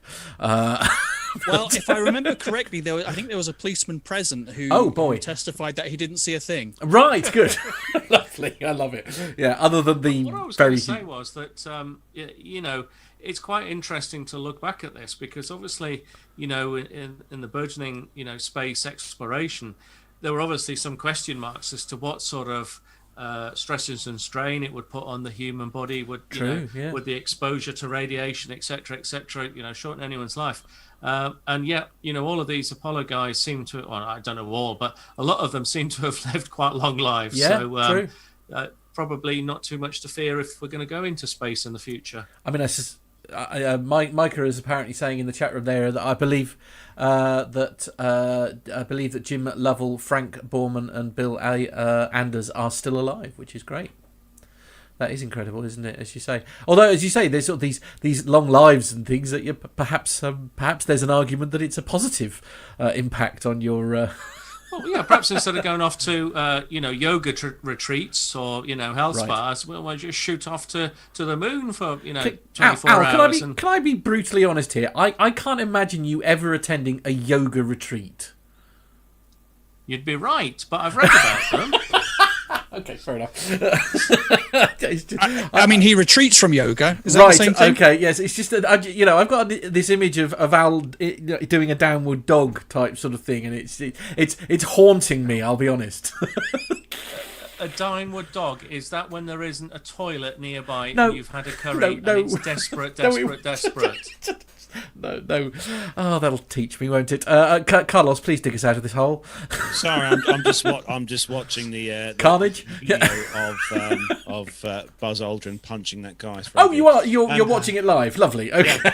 So, well, to draw it to a conclusion, once this podcast is done, I'm going to, and I hope you'll all join me, go and have a little beer and raise a glass Absolutely. to Michael Collins. Great idea. Yeah, here. Cheers. So Cheers, Alan everyone. Pip, you've got Not now, Pip. Sorry. All right, not yet. Okay, sorry. A bit too keen to have a beer. Sorry. So see him run off camera. Right, okay. Are you both going to take this story, or I'm a bit nervous about this? We could take a word each, or we could read it simultaneously.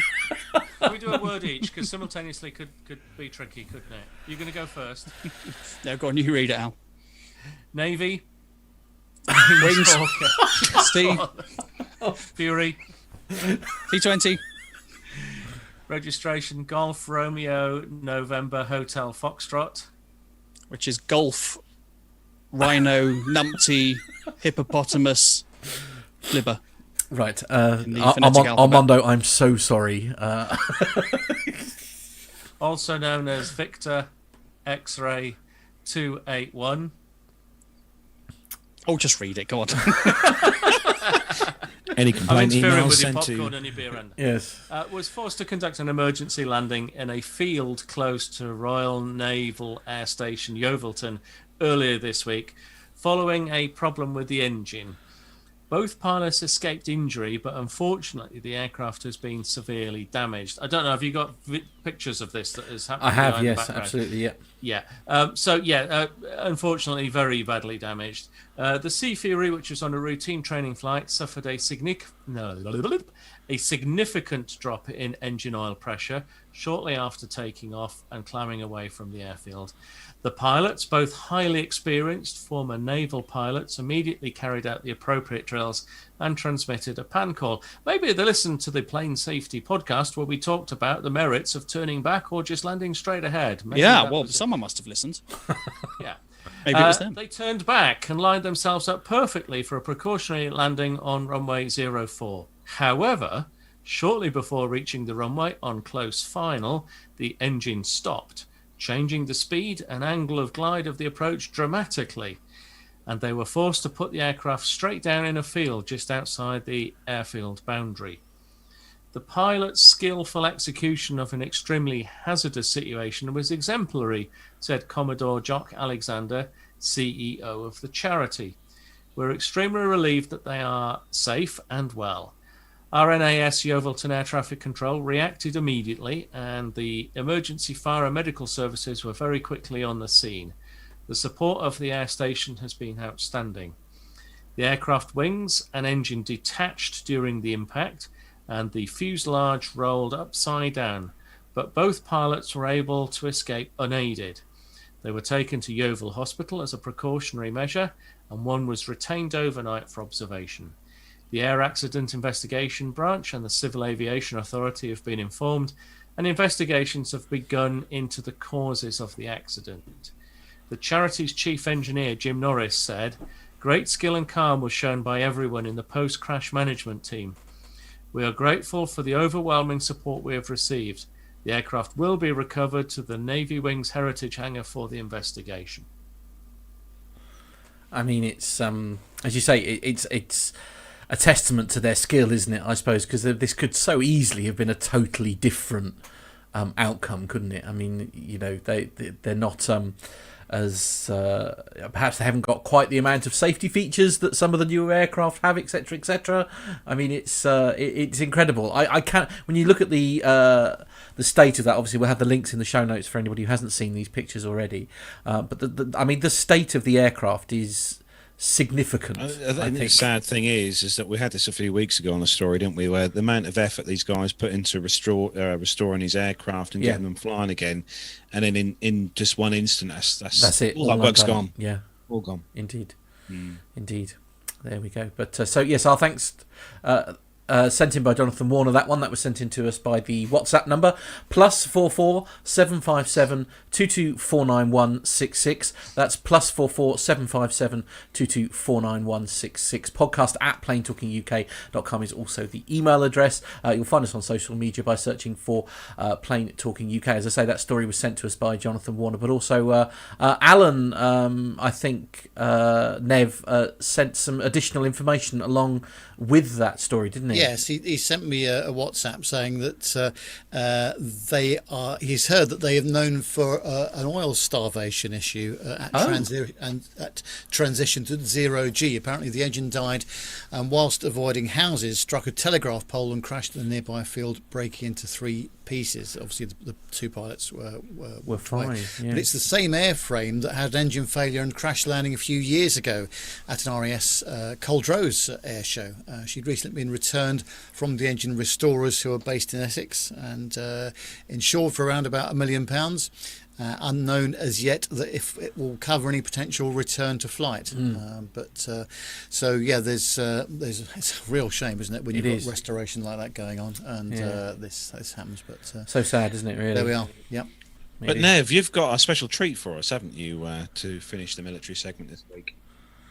Well, normally when someone talks to me about military and they give me the opportunity to talk about something, obviously I'm not very good at identifying military aircraft. So, I can identify 32 Squadron out of Northolt, the BAE 146s, and I can identify the Voyager coming out of Bryce Norton, the A330 based aircraft. But one of my colleagues, one of our listeners actually, Luke, who is an industry colleague of mine, said, do you fancy meeting up for a bacon sandwich and a coffee? And we couldn't work out where to meet up. He lives not far from Solent Airport on the south coast of England, and he is currently doing some his PPL on a Cirrus. Oh wow! Which is very nice, and actually the weather behaved itself as well on Tuesday when I went down there, which was great. And they do have, as part of the collection of aircraft down there, a Spitfire. So I was able to immediately identify this aircraft. Unfortunately, didn't get any pictures of it taking off because they took off in the other direction. Oh, listen to that. It's got a very certain sound, which is a bit unmistakable. But it's a 2-seat Spitfire, and they actually use it for all sorts of pleasure flights, and you can book yourself on a Spitfire if you want to, if you've got the money to do it. But before we talk about that, more importantly, just to the right of where the Spitfire is the new cafe.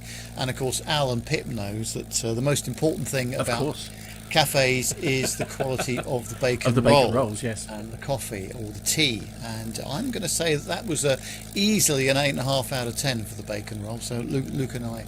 Pre-COVID, I've actually, I would agree with you because I've been to that very cafe. Okay. Can we just have a brief moment? Lee Davis is asking for a brief moment of silence to enjoy. In fact, he says he's in the chat room. Shush, let the Merlin talk for a minute. Here we go. Sorry. It's a beautiful engine noise, isn't it? Oh, nice. Okay. Yes, it is lovely, but it is So how much is that a go, Nev? Well, that's a very good value, actually. So if you want to part with £2,750, you can go up in it for 30 minutes. That does include VAT, though. So that's good news. Yes. Yeah. Which airfield was this again? That's at Leon Solent Airport, or as it's called. Can I borrow £2,700 from the joint account? There you go. Yeah, she didn't even think about it. It was a resounding no. Yeah, so you didn't hear that, did you? You can do a 30-minute Spitfire flight to the Needles. If you want to do a 45-minute one, that's £3,000 £750. That'll take you around the Isle of Wight. A 55-minute one around the Isle of Wight will be £4,750. And if you've got 10 grand to spare, you can splash it out on a 55-minute Spitfire formation flight with two-seat Spitfires. Can we sell your car? That's not. Yeah, actually, they might just about do it, mightn't it? Yeah. I think her answer would be to sell your van, Carlos. So be a little careful where you go with that. Yeah. She said she did reply, but it's probably not advisable. It's not to suitable for broadcast on it. air. No. Okay. Actually, while we're talking about airfields, while we've been on air, Alex Robinson, who's in the chat room at the moment, is quite often there. He sent us an amazing video. Now, you guys were having a chat trying to identify which airfield this was, weren't you? This is a video. So this is a company. Alex, do feel free to drop some commentary in the chat room here, and we'll add it. So it's. I mean, look at this! What a beautiful day he chose to. Wow! So this is. Let's have a competition. Who can guess the airfield? The nearest. Yeah, I mean, Alex knows the answer. Gets a obviously. prize. Yeah. Well, he can't guess. He's also put the answer in the chat room, so that's spot that one. Yeah, I think it's Echo Golf Bravo Oscar. Do you? Right. Do you think so? Yeah. So this is a company called Northwest Aerobatics that Alex went to for this experience, and I mean that's just. I mean, this is incredible. This is just like. Why do they do that? I think they've only got one guy qualified, so that he's gone to go have his lunch. Wow. Okay. Oh, maybe I should have proof checked that before. But yeah, an absolutely incredible bit of video footage there, and it's just there's. I'm going to spool through. Carlos, just talk amongst yourselves for a second while I just quickly. I appreciate we need to sort of try and describe this a bit better as we're. I was just going to say, in that particular cockpit of that aircraft, it does get rather warm. It's a bit like the aircraft I had a trip up with Dan at Seething. Yeah, a lot of sort of glass above your head, and it does. Sorry, Carlos, I missed it. What's the aircraft type? I think it's an extra. I might be wrong. I'm guessing it's an extra. Yeah. Yeah. No. Here we go. Look at this. Wow! Oh my goodness me. Here we go. Oh wow! So what we're listening to here? So Alex has sort of basically, as I say, very kindly said that he's literally doing a. Is it loop de loop the correct term? There's a technical term. But am I using the wrong word? Gone upside down. Gone. Okay. I mean, this is absolutely incredible. Yes. So it's the North. What was that? Sorry, it's Northwest Aerobatics, based out of Barton. Extra 200. Oh, okay. Oh, it's an extra 200 GT. Yeah. Wow. An amazing. I mean, what an experience. Alex, I mean that is just. I won't play too much more of that because one of the things that he did also say is like, there you go. Well, that's it. That's what you were saying. Like if you do little flips and stuff, well, yeah, let them do one more of those. And then but I mean, wow, this is such a cool thing. We'll have to sort of see if there's some way of. Yeah, that's amazing. So yes, Northwest Aerobatics. You're going to have to see if there's some way that we can speak to Northwest Aerobatics so that you can have a go at doing this. Oh my god, no, absolutely not. I cannot think of anything worse. I thought it was on the tip of your tongue, just waiting to come out. Absolutely not. No, that is not at all. No, that's. Yeah, As John, a special treat to all our listeners next week, Matt will be not just jumping out of a parachute plane, but will always be aerobatic flying. No, and John, if you edit that in any way so that I say what you want it to say, absolutely, that'll be the end. Okay, right. That's John and Nev's homework. Miles High is saying, how can we donate to make that happen? It won't happen, Miles. It will not happen. It's a bit like a conversation we were having last week, I think, involving skydiving. It will not happen. GoFundMe. No, don't get. Anyway, time to wrap up, ladies and gentlemen. That's the end of the show. I'm going home. Oh, that's it. The chat room is No, absolutely not. No, I will. I'll throw up. It's not. It's not. Matt. Remember what we discussed the other week? We discussed nothing. All you need to do is just drink that pint of milk that we'll give you, and everything will be fine.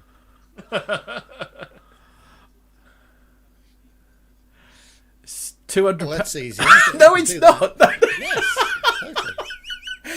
John's just said something in my ear here that's in the chat room, and I'm not reading it out. I'm not saying it out loud. Right, okay, sounds like... Micah! Lee Davies is going to donate £1,000. No, he's not. No, absolutely. See, Jennifer's on my side. You see, Jennifer's saying that I'm with you, Matt. Fun to watch, but not something I want to do. Absolutely. And no, Micah, it doesn't sound like the 400th will be in Wolverhampton. Absolutely not. I cannot think of anything worse. Can we move on, please, now? I'm feeling very uncomfortable and nervous. Next. Go fling me, and that sounds... Yeah, no, moving on. Go fling me is what Richard Adams is saying in the chat room. Instead of GoFundMe, obviously, instead. So please. We'll obviously put the links to the GoFundMe page in the show notes for this episode. You can, So hopefully we'll even bring out the big guns for Matt's special jump. Nev will be filming it in 4K. Well, I was just thinking that we could make it sort of like we couldn't. A triple deluxe, couldn't we? Because I used to be quite friendly with Vic Norman's daughter. Now, Vic Norman is one of the guys who has the aircraft that you can do the wing walking on. Oh, no. Yes. So if we could get Vic and his team... Have I done something wrong to you, Al? Have I wronged you in some way? Matt, I think you would look terrific in those skin-tight leotards up on top of the wing. Neil Landmore makes a good point. I would pay good money for that. The first aircraft that will ever be trailing brown smoke. Quite, absolutely. 100%. 100%. Oh, right, okay. Anyway, it's time to wrap up, boys and girls. That's at the end of the show. So we're all done here. We're going home. Matt drinks his pint of milk. Don't forget to check our social media links out. So look for us on, if you don't already follow us on Facebook. Where there absolutely categorically will be no videos of me wing walking. There'll be no videos of me being thrown out of an aircraft, and there'll be no videos of me doing what Alex has just very kindly sent us in the video, doing loop-de-loops in the blooming air. All right? Facebook, Instagram, Twitter, search for us, Plain Talking UK. Don't forget as well to subscribe to us on our YouTube channel if you don't already do that. We would love to have you as a subscriber. That WhatsApp number, if you want to send Matt your well wishes, it's +44 757 22 491 667. And you can also email the show if you want to send Matt your joyous emails. You can send them to podcast@plaintalkinguk.com. Don't forget our website, all the w's.plaintalkinguk.com. You can find all the links on there to the store where you can treat yourself to a I jumped out of a plane t-shirt. No! And also a PTUK mug to have your drink in as well, or your pint of milk if you want. You can also click on the Amazon link and do your shopping via Amazon on our website, which helps us with a little referral fee, which is always nice.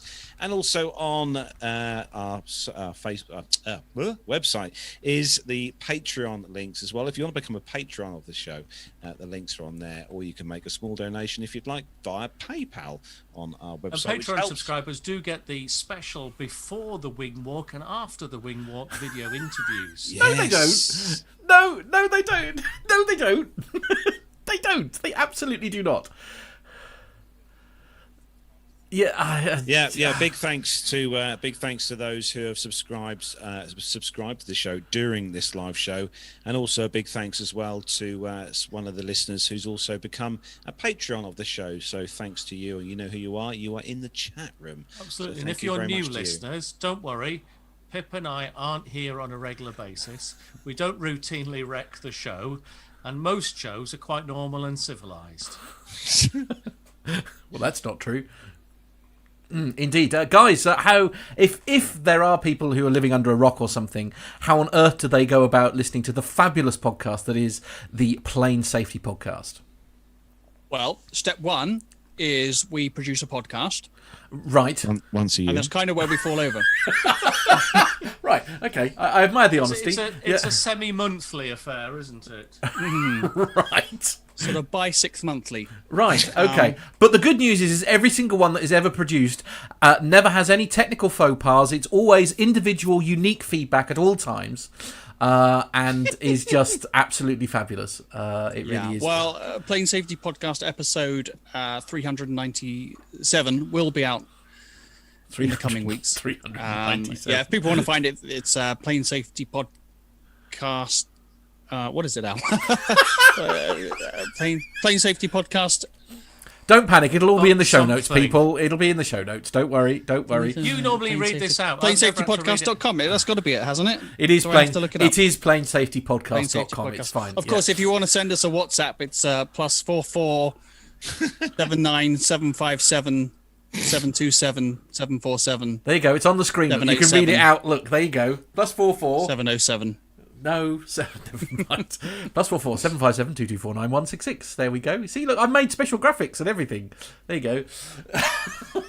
Okay, come on. Actually, just quick one in the chat room. Rupert Debert has just had a quick reminder for all our military aviation fans, because there are some in there, that Strike Warrior 21, one of the largest military exercises of its kind in Europe, is running from the 8th of May to the May the 20th. A total of 150 aircraft will be operating in and around the UK. Oh, wow. There we go. That sounds incredible.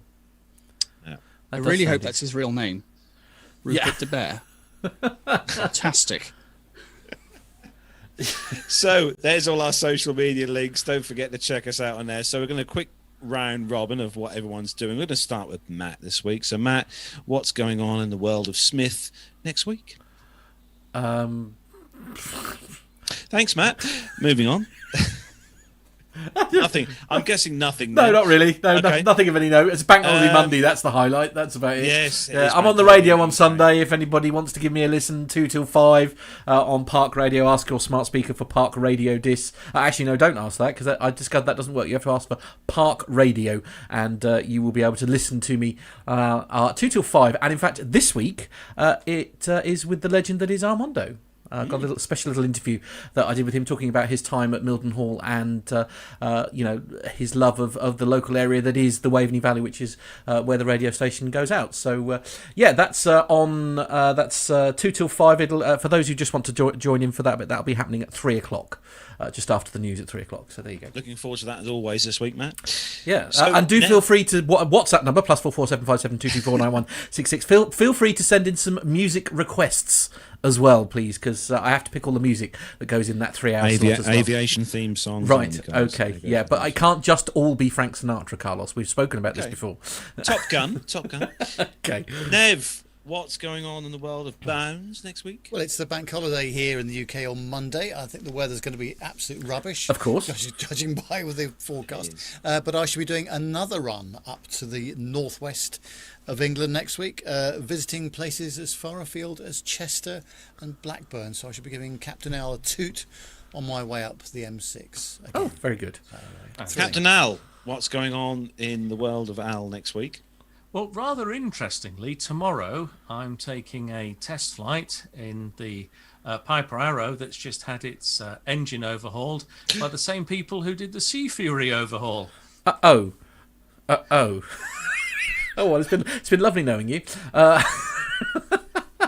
So let's see how that pans out. Good, lovely. Right, updates Well, here. hopefully there won't be any pans. No, quite. Or Maydays. Very good, very good. Indeed. Yes. No, I'm Wow. sure it'll be absolutely fine. No, it's time to bring the aeroplane back from its overhaul back to Liverpool tomorrow. Oh, fantastic. So, Lovely. And you have that exciting job, yeah? yes, so I think 3 hours in the car and then about half an hour to get it back. Genuinely, though, what is the... when it's just had a major service like that, I mean, how does it feel when you get sort of behind the controls, when it's sort of freshly out of the shop almost? Well, it'll be interesting to see, because it's obviously been sat for a little while as well with the pandemic. So the general recommendation with regards to how you treat an aircraft engine that's just been overhauled is fly it like you stole it. So Right. it really needs to be driven quite hard.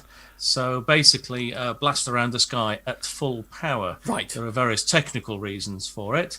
But basically it's to get everything nicely up to temperature so that you can get a good life out of it. So Okay. I will be treating it quite firmly tomorrow. Okay, putting it through its paces, shall we say? Yeah, absolutely. What about you, Pip? What are you up to? Oh, all sorts of things going on. I've still got a house that's in pieces. I've got a half-shaved cat to deal with. I'm sorry. I'm sorry. What? Half-shaved cat. Our kitten. Well, not quite so much a kitten anymore, but we think she got hit by a car last week, so she had a broken pelvis. Yeah, so she had to have an operation and had it all pinned back together. So she's taking up a bit of time because she's very grumpy at the moment. Fair enough. Stuck in a cage. Yeah. And we've got this house extension, which is almost finished, but the house is just a tip. Wow. Okay. It's quite stressful. And and then back at work on Wednesday for more fun and games. Anywhere exotic? Who knows? Okay, good. Lovely. Okay. Carlos, what are you up to? Splendid. Okay, now we've got about 30 seconds before we need to. 30 John, seconds what are to you wrap doing up. next week? Oh, really? Lovely. Good. Brilliant. Lovely. Okay, quick. That. Wrap up. Say goodbye, everyone. Thanks, everyone, for joining us in the live chat room tonight. Great to see you in there. Big thanks to all the guests tonight and the hosts, and a big thanks as well, not forgetting John, our producer, for doing all the pre-show work. So that's it, guys. Have a great bank holiday weekend if you're in the UK. Stay safe. Enjoy your Sunday roasts, and we'll see you next Friday. Take care, everyone. Bye-bye.